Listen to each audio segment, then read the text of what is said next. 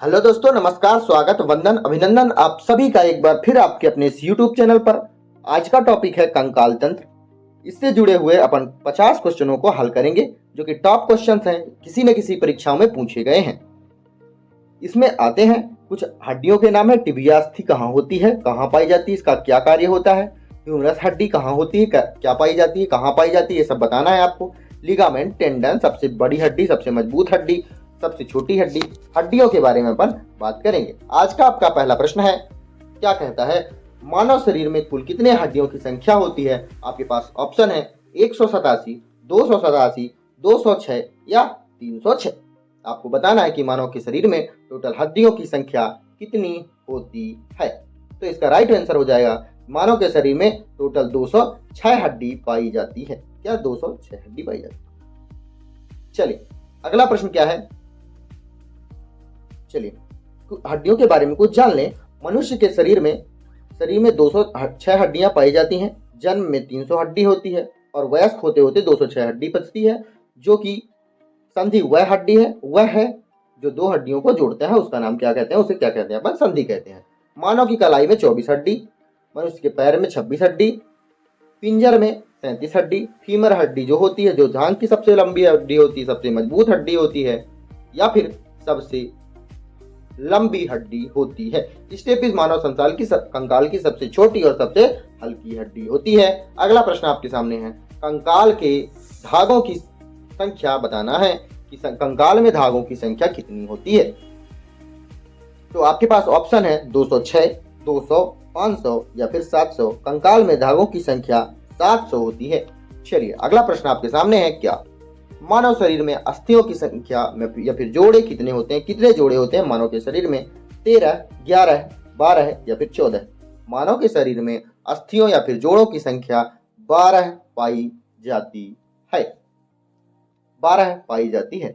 अगला प्रश्न आपके सामने क्या है, देखिए, नवजात शिशुओं में जोड़ों की संख्या लगभग कितनी होती है, मतलब बच्चों में जोड़ों की संख्या कितनी होती है। आपके पास ऑप्शन है 200, 600, 300 या फिर 500, 350। कितनी होती है नवजात शिशुओं में जोड़ों की संख्या 300 पाई जाती है। अगला प्रश्न आपके सामने क्या है, मानव की खोपड़ी टोटल खोपड़ी जो होती है उसमें तो अपने 22 हड्डी पाई जाती है। कितनी हड्डी, 22 हड्डी। लेकिन जो मस्तिष्क होता है उसमें कितनी हड्डी पाई जाती है, 8 हड्डी पाई जाती है।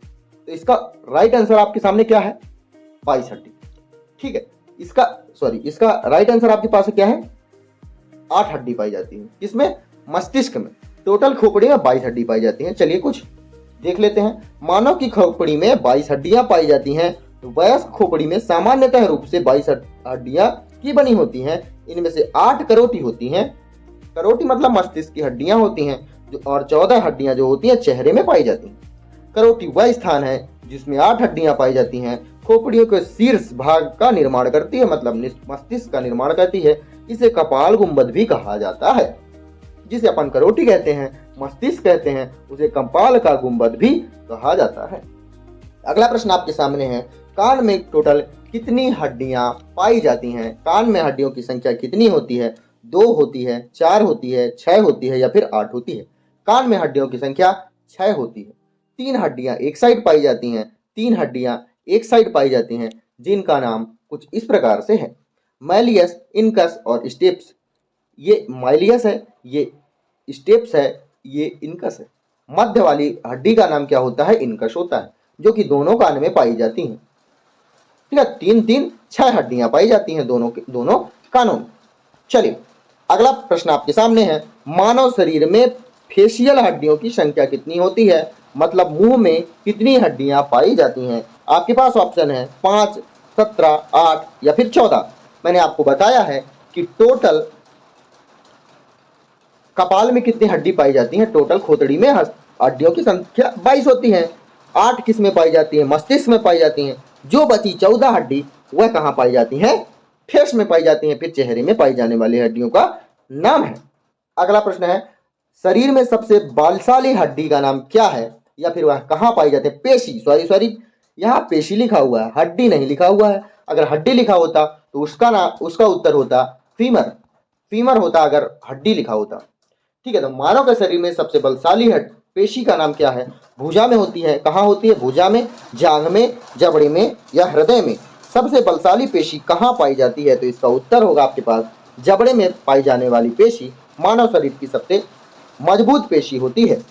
बाह्यकर्ण का कठोर लचीला भाग बना होता है, कहाँ से बना होता है? जो कान में पाया जाता है, जो लचीला भाग होता है, इतना ठोस होता है, वह उसका नाम क्या है? आपके पास ऑप्शन है, कंडरा कहा जाता है उसे, अस्थि कहा जाता है, उपास्थि कहा जाता है या स्नायु कहा जाता है। हाँ, तो बाह्यकर्ण में जो सबसे लचीला भाग होता है उसे उपास्थि कहा जाता है। उपास्थि दो हड्डियों को जोड़ने का एक संगम स्थान होता है, जिसे आप कह सकते हैं संयोजी ऊतक होता है। उपास्थि मानव शरीर एवं अन्य प्राणियों में पाया जाने वाला एक लचीला और संयोजी ऊतक है, जो कि अस्थि मज्जा में स्थापित कॉन्ड्रोसाइट कोशिकाओं के बने होते हैं, जो कि अस्थि मज्जा में उपस्थित कॉन्ड्रोसाइट के बने होते हैं। यह कान की हड्डी, नाक की हड्डी और अस्थियों के जोड़े आदि में उपास्थि के बने होते हैं। अगला प्रश्न आपके सामने है, खरगोश तथा मनुष्य की सबसे छोटी हड्डी का नाम क्या है? मैंने आपको बताया है कि मनुष्य की सबसे छोटी और सबसे हल्की हड्डी का नाम स्टेपिस है, तो ये आपका राइट आंसर हो जाएगा। अगला प्रश्न आपके सामने क्या है? अगला प्रश्न आपके सामने है, टिबिया अस्थि कहाँ पाई जाती है? टिबिया अस्थि कहाँ पाई जाती है? ऑप्शन आपके पास है कपाल, भुजा, पैर या जांघ। टिबिया अस्थि कहाँ पाई जाती है? दो हड्डियां होती हैं पैर में, ये मान लीजिए अपना कूला है, कूला से लेकर टांग में आते हैं, यहाँ ये हो गया टांग, ये कूला हो गया, इसे कहते हैं टांग, टांग। और ये जो नीचे नीचे सबसे वो हड्डी होती है, मतलब ये तलुआ होता है, ये तलुआ होता है। तो जो होता है कूला से टांग तक आने वाली हड्डी का नाम क्या होता है? फीमर होता है। फीमर होता है जो मानव शरीर की सबसे लंबी और सबसे भारी हड्डी है, ठीक है। और जो टांग से नीचे तक आता है इसका नाम क्या होता है? टिबिया। इसका नाम होता है टिबिया हड्डी। टिबिया हड्डी होता है जो तलुए तक आता है। तो इसका राइट आंसर हो जाएगा, पैर में पाई जाने वाली हड्डी का नाम क्या है? टिबिया। अगला प्रश्न आपके सामने क्या है? समझ लीजिए, यह घुटने से टखने तक को जोड़ता है। टिबिया पैर के मध्य भाग में स्थित होता है। यह फाइबुला के बगल में और मध्य तल के करीब में पाया जाता है, मैंने आपको पहले ही बता दिया है। चलिए अगला प्रश्न आपके सामने क्या है? शरीर की सबसे बड़ी हड्डी कौन सी है? इसका आपको पास ऑप्शन है स्टेपिस, फीमर, कशेरुक या फिर कपाल हड्डी। सबसे बड़ी और सबसे मजबूत हड्डी का नाम फीमर है, कई बार मैंने आपको अभी तक में बता चुका है। चलिए अगला प्रश्न है, समझ लें। फीमर हड्डी जांघ की सबसे मानव शरीर की सबसे बड़ी, सबसे भारी और सबसे मजबूत हड्डी होती है। फीमर के निकटतम छोर पर गोलाकार उभार होता है, जिसे फीमर का शीर्ष कहा जाता है, जो कि कूले से जुड़ा होता है। यह शरीर की सबसे बड़ी, लंबी और मजबूत हड्डी होती है, कई बार बता चुका है। कूल्हे कूले से जुड़ा होता है, ठीक है। फीमर कूल्हे से जुड़ा होता है, ऊपरी भाग से कूला कहते हैं। चलिए अगला प्रश्न आपके सामने है, मानव शरीर के किस अंग में हड्डियों की संख्या सर्वाधिक होती है? आपके पास ऑप्शन है उंगलियां, मस्तिष्क, छाती या कशेरुकाएं। कशेरुकाएं में मानव के शरीर की सबसे ज्यादा हड्डी पाई जाती हैं। आपके पास अगला प्रश्न है, मांसपेशी संकुचन में जब मांसपेशी छोटी हो जाती है तो उसे क्या कहा जाता है? मानव के शरीर में जब वह बच्चा होता है तो 300 हड्डी पाई जाती है। जब 206 की हड्डी, जब संकुचन इसका हो जाता है तो उसे क्या कहते हैं? संकुचन की प्रक्रिया को क्या कहा जाता है? आपके पास ऑप्शन है क्या इसेंट्रिक, कंसेंट्रिक, आइसोमेट्रिक या इनमें से कोई नहीं। तो जब संकुचन की प्रक्रिया को अपन आइसोमेट्रिक कहते हैं, क्या कहते हैं? आइसोमेट्रिक। चलिए अगला प्रश्न है, निम्नलिखित में से कौन मानव शरीर में सबसे लंबी और सबसे भारी हड्डी है? तो मैंने आपको बताया इसका उत्तर क्या है? फीमर है। अगला प्रश्न आपके सामने है, मांसपेशियों में किस तत्व के पर्याप्त होने से खिलाड़ी देर तक नहीं थकता है? कौन सा तत्व है जो मानव के शरीर में सबसे में ज्यादा होता है, उस कारण से खिलाड़ी थकते नहीं है? आपके पास ऑप्शन है fatty acid, glycogen, amino acid या बायोटिन। सबसे ज्यादा क्या होता है तो मानव का शरीर थकता नहीं है? थकने की प्रक्रिया क्या कहलाती है, यह आपको बताना है। कौन सी एसिड के कारण मानव थक जाता है, यह आपको बताना है। और अभी इसका उत्तर क्या होगा, कौन सा तत्व ज्यादा होता है खिलाड़ी थकता नहीं है? इसका नाम होगा ग्लाइकोजन की मात्रा ज्यादा होने के कारण मनुष्य थकता नहीं है। मेरुदंड जिसे वर्टिब्रल भी कहा जाता है, हड्डियों की संख्या कितनी होती है? जो मानव के शरीर में गले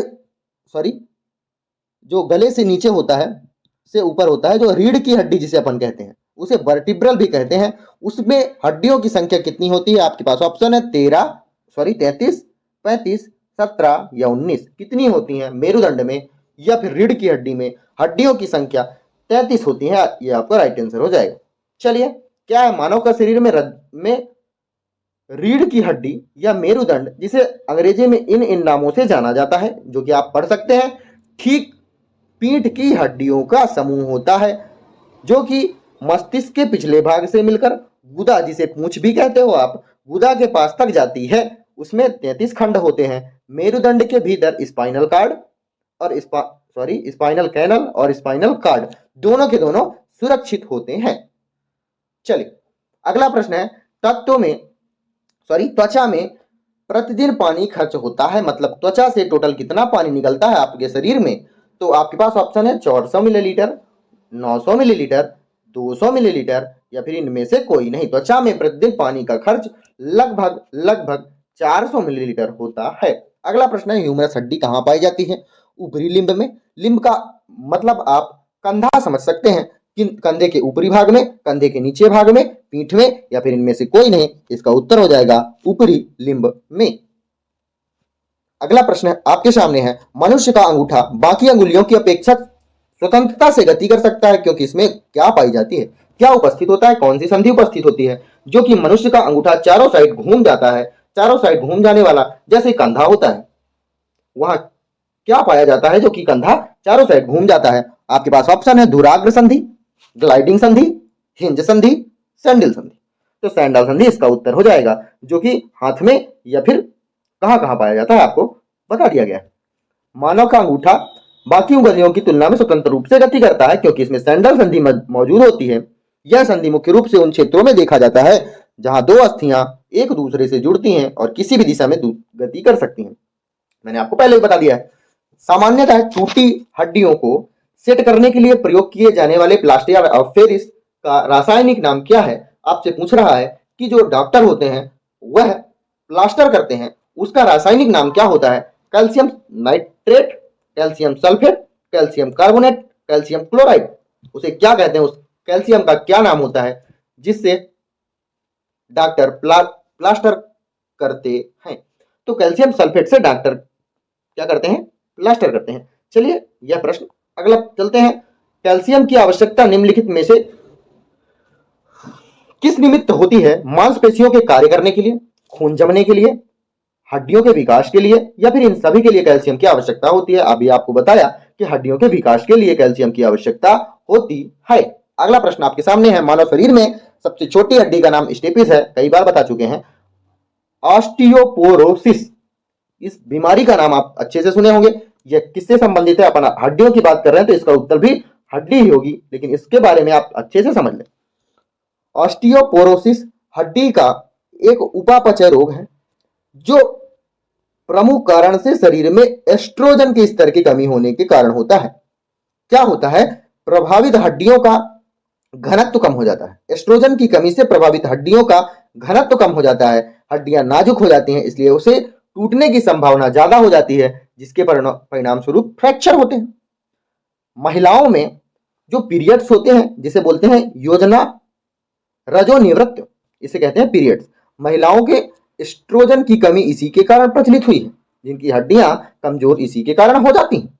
निम्नलिखित में से कौन सी एक अक्षीय हड्डी नहीं है? अक्षीय हड्डी नहीं है जो अपने अक्ष पर घूमती है।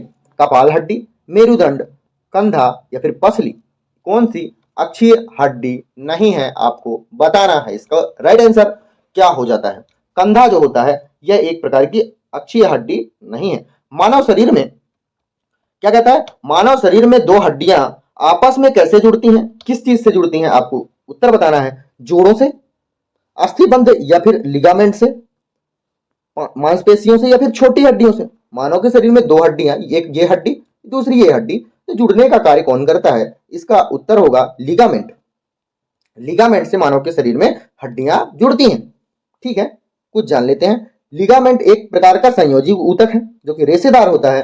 यह हड्डियों को हड्डी से जोड़ता है और आमतौर पर संरचनाओं को एक साथ रखने और उन्हें स्थिर रखने का काम करता है। वही चीज है। यह शरीर के कुल 4 तरह के भागों में मौजूद होता है। इनमें से दो कोलेस्ट्रॉल लिगामेंट और 2 क्रूसिएट लिगामेंट के रूप में पाए जाते हैं। कोलेस्ट्रॉल लिगामेंट घुटने के अंदर पाया जाता है और दूसरा जो होता है यह घुटने के बाहर पाया जाता है। ठीक है, चलिए अगला प्रश्न आपके सामने है। मनुष्य में के शरीर में वर्टिब्रा निम्न में से किसका भाग है वर्टिब्रा? तो आपके पास ऑप्शन है आंत का, यकृत का, रीढ़ की हड्डी का या फिर मस्तिष्क का। मैंने जब रीढ़ की हड्डी का पूरा डिस्क्रिप्शन दिया था उसमें लिखा था वर्टिब्रा, वह रीढ़ की हड्डी का भाग है। रीढ़ की हड्डी में टोटल कितनी हड्डियां पाई जाती हैं? टोटल इसका नाम है 33 गांठें पाई जाती हैं। अगला प्रश्न आपके सामने, हमारा दंत वल्क या जिसे कहते हैं अपन इनेमल किससे बना होता है? आपके पास ऑप्शन है calcium phosphate, calcium sulphate, calcium oxide या फिर कैल्शियम कार्बोनेट। किससे बना होता है? जो कि मानव शरीर का सबसे मजबूत भाग होता है।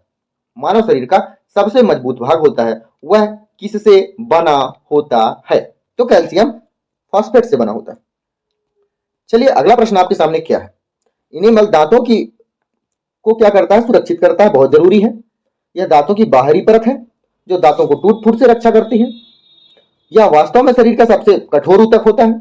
इनमें से ठोस छोटे छोटे टुकड़ों की दरार अगर आ गई जो कि टूटी हड्डियों की तरह होता है, इसकी मरम्मत नहीं की जा सकती है क्योंकि यह मृत कोशिकाओं का बना होता है।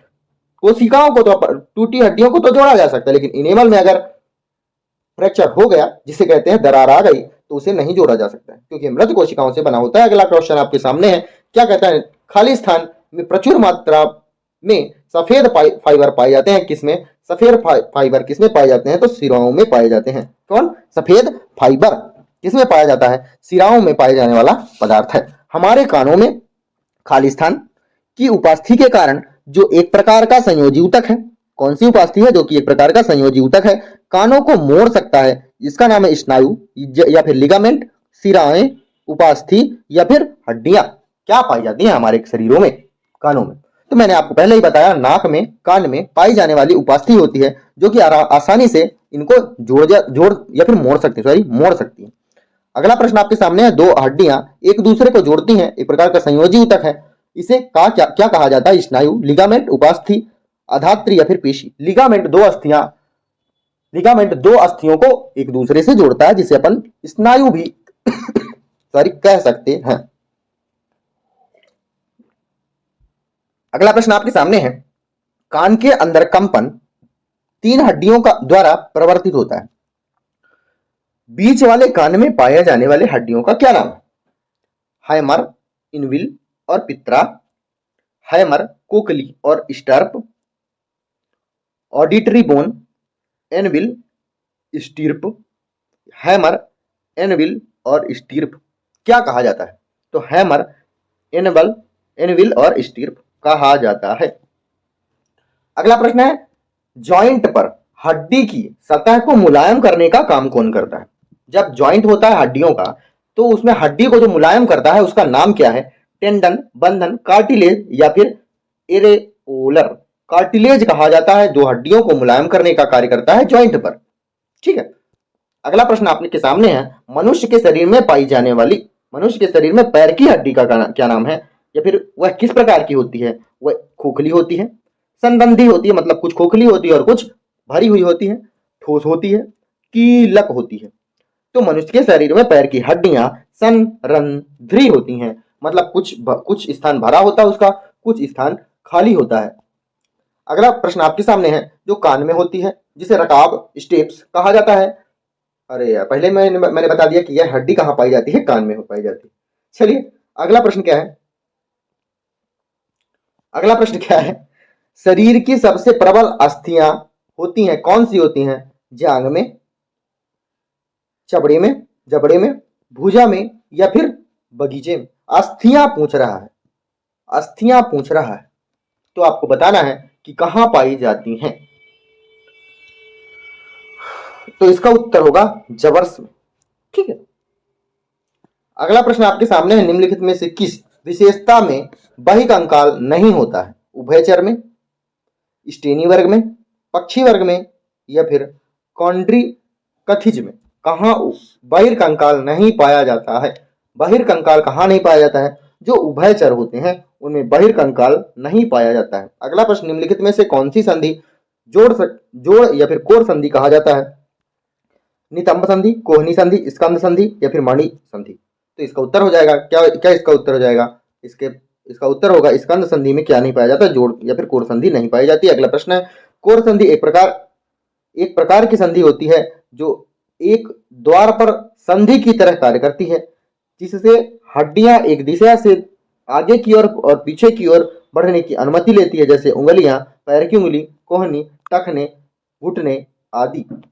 यह इसमें कोर संधियां पाई जाती हैं। अगला प्रश्न है, मांसपेशियों की हड्डियों को जोड़ने और ऊतक का कार्य कौन करता है? सेतु संधि या फिर लिगामेंट, उपास्थि, लिगामेंट, टेंडन या फिर अंतरागासी तरल?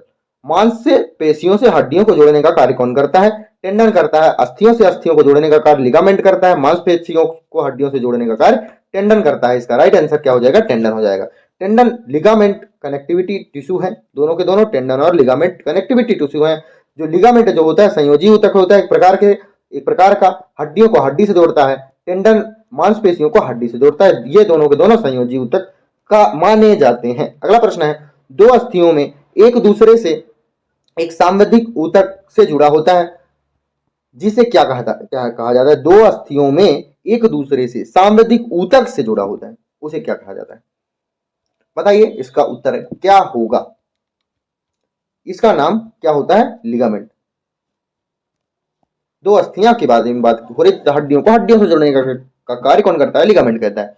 मनुष्य में त्वचा का स्थान सबसे अधिक मोटा होता है कहां पास? तलुए में, हथेली में, नितंबों पर या फिर सर में? तो तलुए में सबसे ज्यादा मोटा स्थान होता है किसका? मनुष्य के त्वचा का।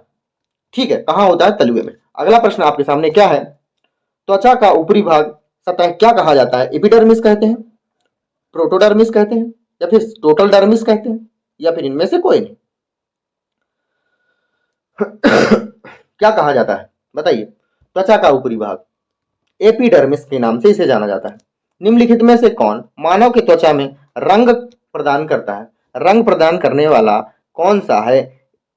एडेनोसिन, थायमिन, मेलेनिन या फिर गुआनिन? जो मेलेनिन होता है मनुष्य के शरीर में क्या करता है? त्वचा का रंग देता है। अगला प्रश्न आपके सामने है, निम्न में से कौन सा प्रोटीन बाल पाया जाता है? प्रोटीन बाल में पाया जाता है। कहा? हिस्टोन, केरेटिन, इलास्टिन या फिर एक्टिन? कौन सा प्रोटीन बाल में पाया जाता है? आपके पास उत्तर है क्या? कैरेटिन बाल में पाया जाने वाला हार्मोन है या फिर प्रोटीन है। तो यहां पास ये क्वेश्चन समाप्त होते हैं। अगर आपको वीडियो अच्छी लग रही हो तो वीडियो को आप लाइक कर लो, चैनल को सब्सक्राइब कर लो, कमेंट कर लो। जो सुझाव देना चाहो तो आप सुझाव भी दे सकते हो। अब मिलेंगे आपको अगली वीडियो में, तब तक के लिए धन्यवाद।